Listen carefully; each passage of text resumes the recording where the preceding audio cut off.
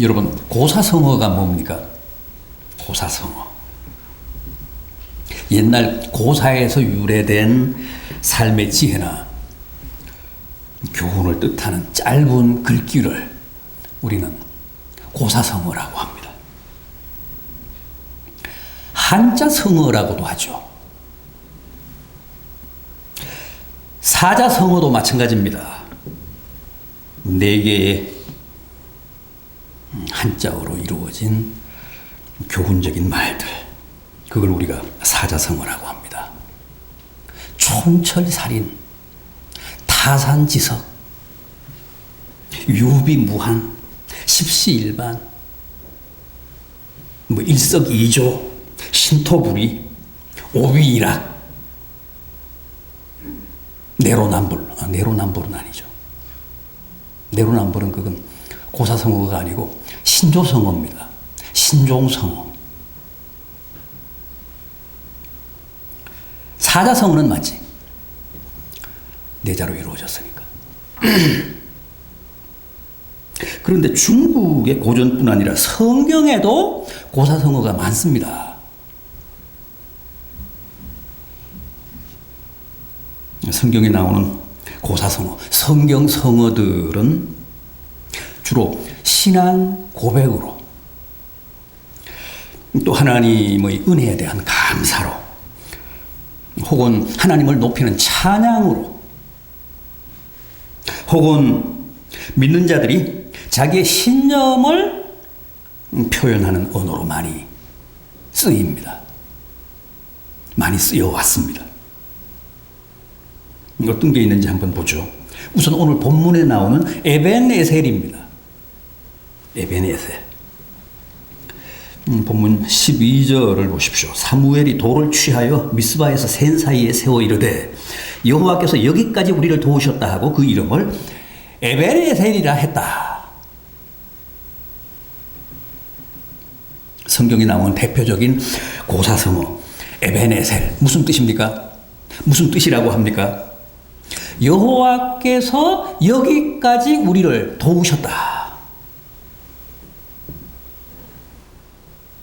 그러니까 에벤에셀은 지난 시간들에 대한 감사의 고백입니다. 숱한 위기와 우여곡절 가운데서도 하나님이 오늘까지 여기까지 우리를 도우시고 인도해 주셨다. 그래서 세운 감사의 돌비석, 그게 바로 에벤에셀이었다는 거예요.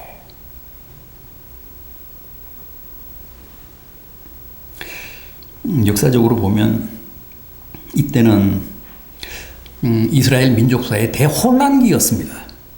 사사시대, 친정시대에서 이제 군주시대, 왕정시대로 이행되는 그런 과도기였잖아요.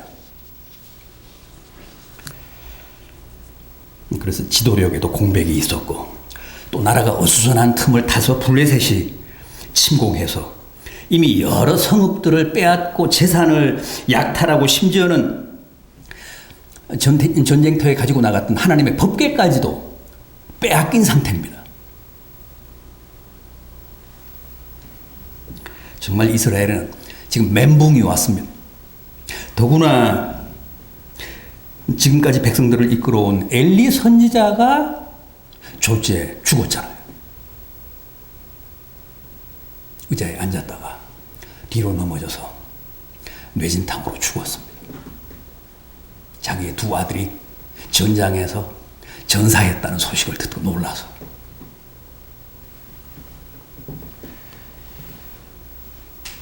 그러니까 나라 사정이 지금 말이 아닙니다.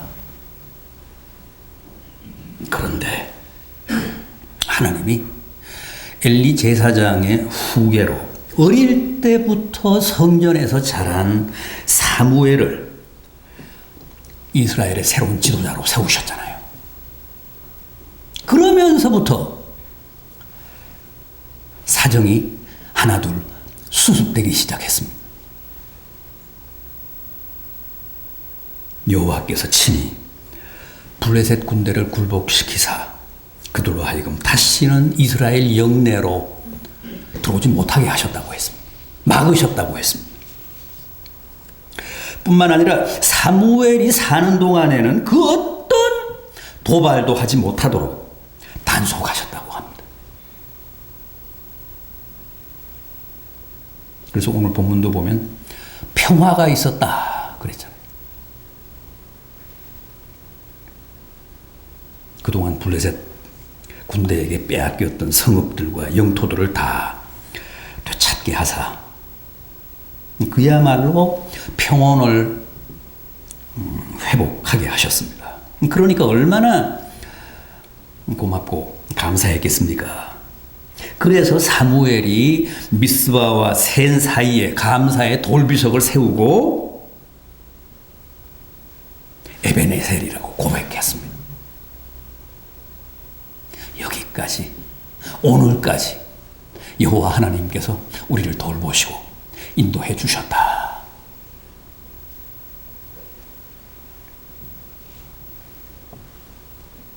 어떻습니까? 여러분들도 지난 10개월을 되돌아 보시며 주께서 나를, 우리 가정을 여기까지 도우셨다고 진심으로 고백하시며 여러분 마음속에 에베네셀의 기념비, 감사의 돌비석을 세울 용의가 있으십니까?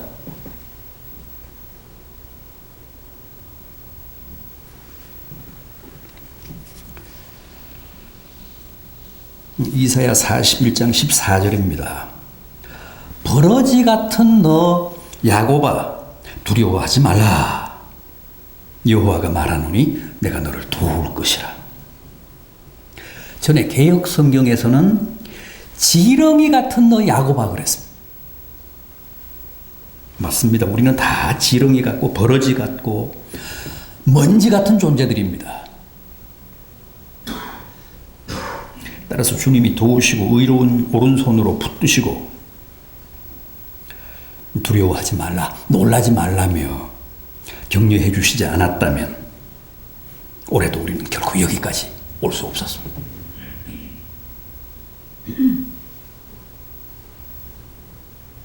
물론 그 중에는 아쉬움이 크신 분들, 또 항변하고 싶으신 분들도 없지 않아 계실 겁니다. 무슨 은혜가 이토록 고통스럽고 무슨 사랑이 이토록 아프고 처절합니까? 그렇게 따지고 싶은 분들도 아마 계실 겁니다.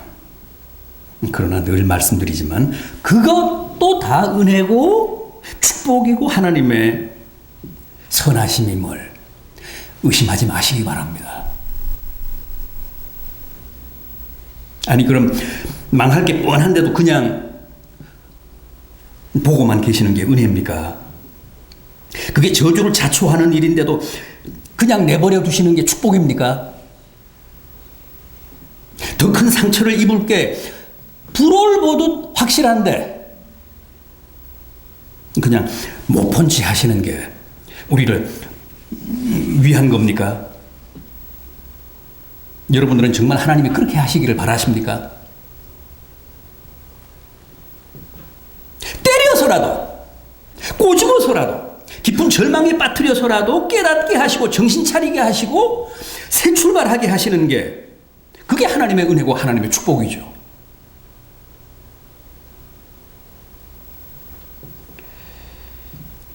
부디 올해도 우리가 믿는 여호와야말로 에베네셀의 하나님이심을 깊이 깨달으시고 진심으로 감사하시기 바랍니다.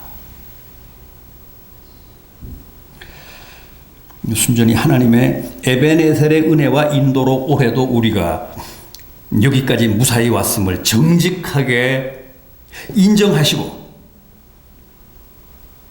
하나님을 찬양하시기 바랍니다. 그렇게 하면 어떤 일이 벌어진다고요?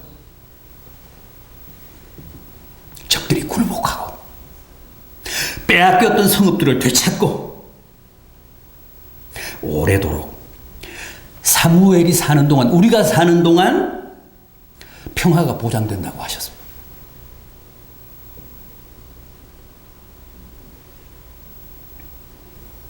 다음은 또 뭡니까? 에벤에셀 다음으로 우리가 꼭 기억해야 할 성경의 고사성어 뭡니까? 임마누엘입니다. 임마누엘이 무슨 뜻이라고 했죠? 마태복음 1장 23절입니다. 보라, 처녀가 잉태하여 아들을 낳을 것이요 이름은 임마누엘이라 하리라 하셨으니, 이를 번역한즉 하나님이 우리와 함께 계시다 함이라. 임마누엘은 하나님이 우리와 함께 계시다는 뜻의 성경 성어입니다.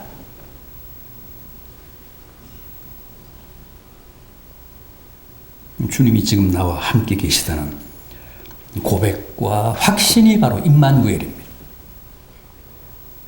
그러니까 에벤에셀이 지난 세월에 대한 감사라면, 임마누엘은 지금 이 순간 나와 함께 계신 하나님에 대한 확신입니다. 임마누엘의 하나님을 가장 극적으로 체험한 사람은 뭐니 해도 구약의 야곱입니다.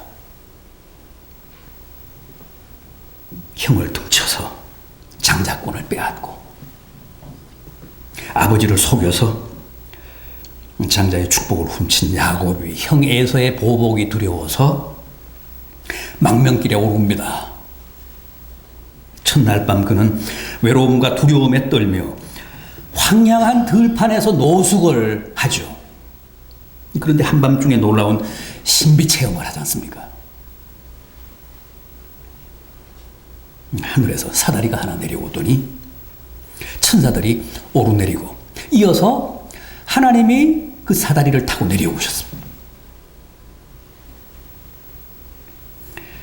성경에서 임마누엘을 이보다 더 아름답게, 더 입체적으로 묘사한 대목은 아마 다시 없을 겁니다.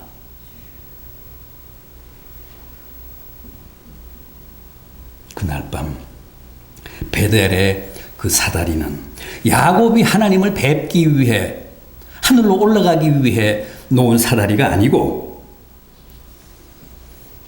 하나님이 야곱을 만나러 내려오시기 위해 놓은 사다리였습니다.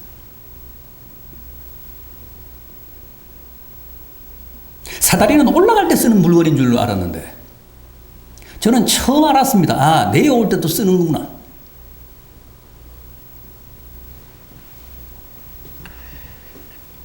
하늘에서 내려오신 하나님이 야곱에게 뭐라고 하셨습니까? 창세기 28장 15절입니다. 내가 너와 함께 있어 네가 어디로 가든지 너를 지키며 너를 이끌어 이 땅으로 다시 돌아오게 할지라. 내가 네게 허락한 것을 다 이루기까지 내가 너를 결코 떠나지 아니하리라. 자기는 이제 홀홀단신이고 천의 고아가 된 줄 알았는데, 우주의 고아인 줄 알았는데,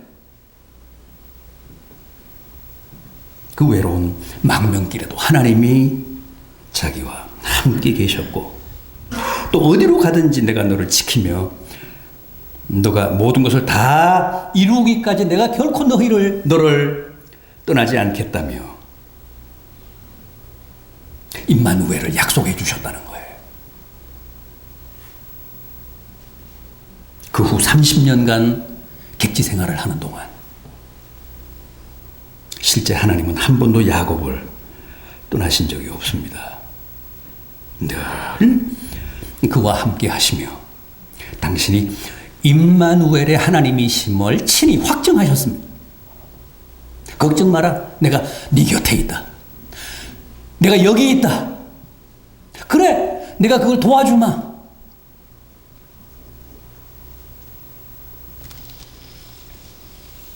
모세도 그렇습니다. 그는 처음 하나님이 부르실 때 완강하게 사양했습니다. 하나님의 그 소명을. 나는 입술이 둔하고 혀가 뻣뻣합니다. 그래서 말을 잘 못합니다. 백성들을 설득시킬 재주가 없습니다. 제가 누구간데 그 큰 일을 할 수 있습니까? 그때 하나님이 뭐라고 설득하셨습니까? 모세야, 두려워하지 말아라. 내가 정녕 너와 함께 있으리라. 그 후 40년간 그가 죽기까지 하나님은 단 한 번도 모세를 떠나신 적이 없었습니다. 끝까지 임마누엘의 약속을 지키셨습니다.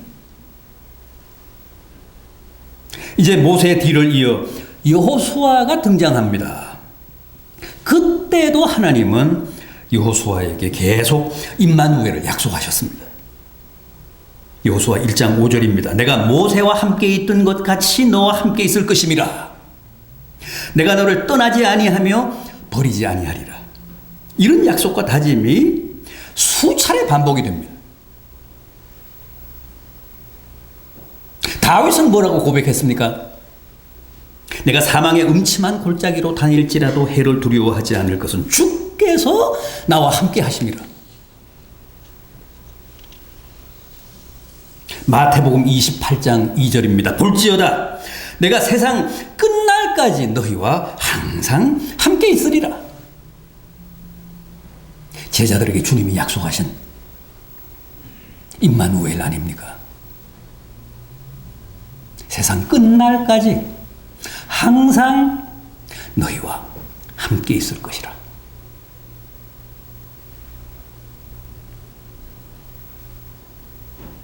이게 임마누엘의 진수입니다. 세상 끝날까지 항상 함께 있겠다.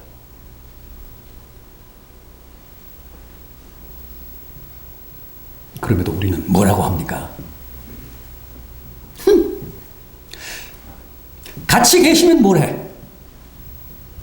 내가 원하는 건 하나도 안 주시고 죽을 고생만 시키다가 이제 겨우 살만하다 싶을 때면 다시 날벼락이나 내리시는데 항상 우리에게는 그런 섭섭함이 있잖아요.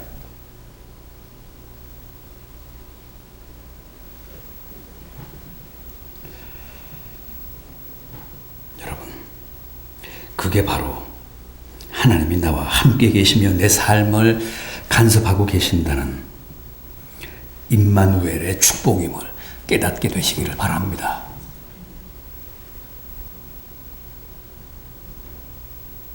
날벼락도 다 내게 필요해서 주시는 은총입니다.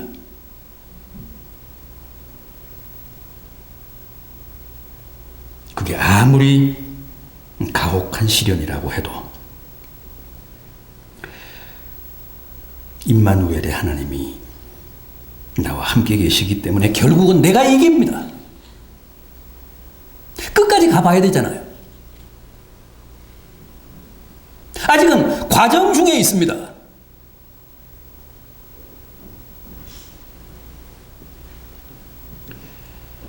부디 이 임마누엘의 생생한 체험을 통해 하나님이 나와 함께 계심을 깊이 깨닫는 성도들이 되시기를 간절히 바람하지 않습니다. 이제 마지막으로 생각해 볼 성경의 고사성어는 여호와 이레입니다. 저 유명한 여호와 이레. 에베네셀이 지난 날에 대한 감사고 임마누엘이 현재 나와 함께 계시는 하나님에 대한 체험이라면 이 여호와 이레는 미래에 대한 내일에 대한 희망입니다. 여호와 이레 무슨 뜻이죠? 여호와께서 준비하심, 여호와께서 마련하심, 예비하심 그런 뜻입니다. 창세기 22장 14절입니다. 아브라함이 그 땅 이름을 여호와 이레라 하였으므로 오늘날까지도 사람들이 이르기를 여호와의 산에서 준비되리라 하더라. 여호와 이레란 믿음의 조상인 아브라함의 위대한 신앙 고백입니다. 아브라함의 믿음은 한마디로 여호와 이레의 신앙이었습니다. 그의 생애는 그야말로 여호와 이레, 항상 여호와께서 준비하시는 삶이었습니다. 목적지도 없이 무작정 고향을 떠났는데 하나님은 이미 그의 앞에 가나안 땅을 준비해 놓고 계셨습니다. 100세가 되도록 아내 사라에게서 자식 하나 못 보고 살았는데 하나님은 이미 이삭을 준비해 놓고 계셨습니다.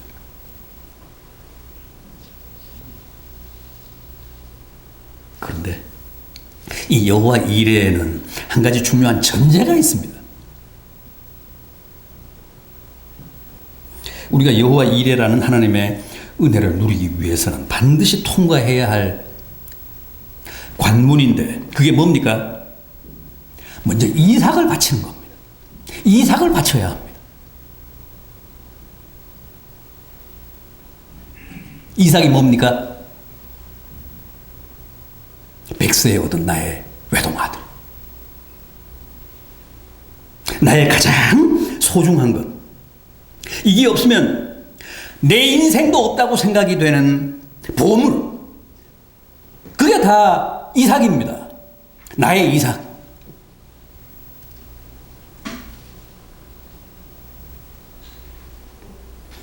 여러분, 아브라함에게 이삭이 어떤 존재였을지를 한번 생각해 보십시오.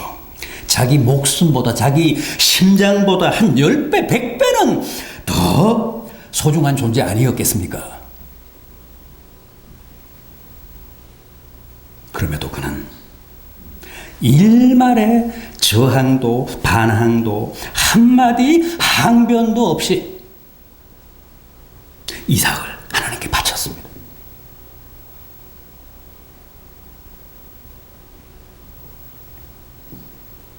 하나님이 지시하신 모리아 산에 올라가서 제단을 쌓고 아들을 결박해서 그 제단 위에 누이고 칼을 뽑아 아들 목에 갖다 댔죠.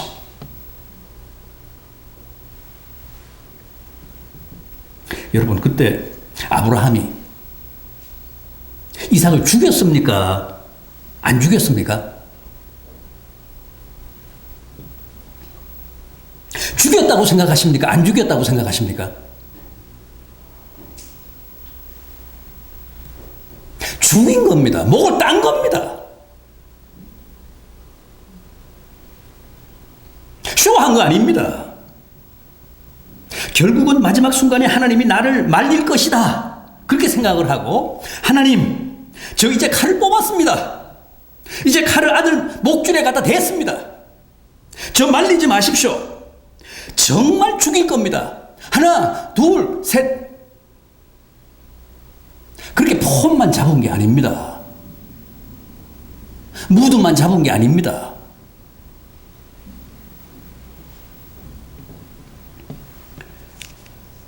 그는 처음부터 아예 저 내 심장 같은 아들을 잡아도 하나님은 다시 내 아들을 살려주실 것이라고 믿었기 때문에 거침없이 미련 없이 정말 잡겠다며 덤빈 겁니다. 따라서 실제 목을 따는 데까지는 진행이 안 됐지만 아브라함의 그 결단과 믿음 속에서는 이미 아들 이삭이 죽은 겁니다. 아브라함이 아들 이삭을 잡은 거예요.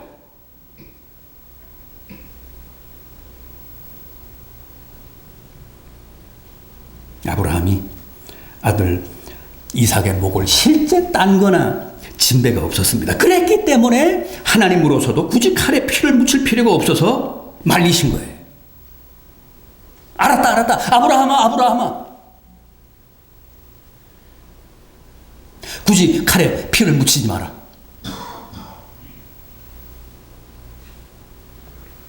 하나님이 진정으로 원하시는 것은 이삭의 피가 아니었습니다. 하나님은 인육, 사람의 고기를 즐기시는 분이 아닙니다. 하나님은 오히려 우리가 가장 아끼고 우리가 가장 사랑하고 우리가 가장 소중하게 여기는 것을 당신에게 바치기를 원하시는 우리의 사랑에 목마른 분이십니다. 우리의 애정에 늘 목말라 하시는 분이십니다.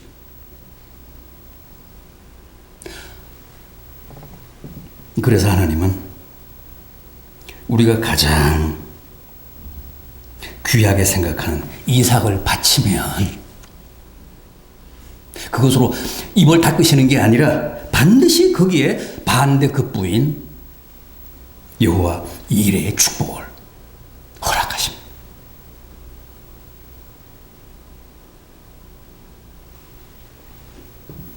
그런데도 우리는 아브라함의 이 이삭 바치는 대목을 오해해서 실제 아들을 잡을 생각은 않고 폼만 잡습니다.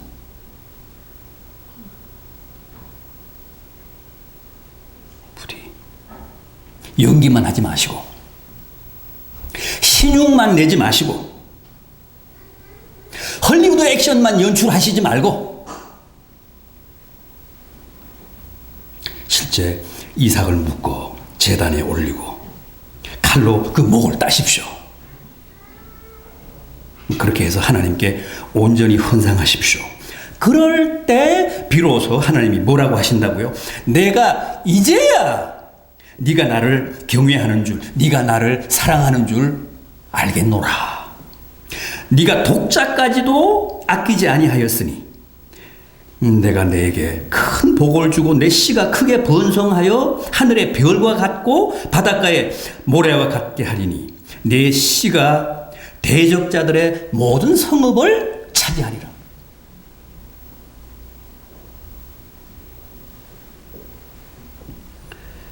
부디 올해는 다 여러분들이 가장 사랑하시고 아끼시는 이삭을 하나님께 헌상하심으로 이 여호와 이레라는 가장 위대한 하나님의 축복을 현실적으로 체험하시고 누리시는 복된 성도들 되시기를 진심으로 기원합니다. 기도하겠습니다.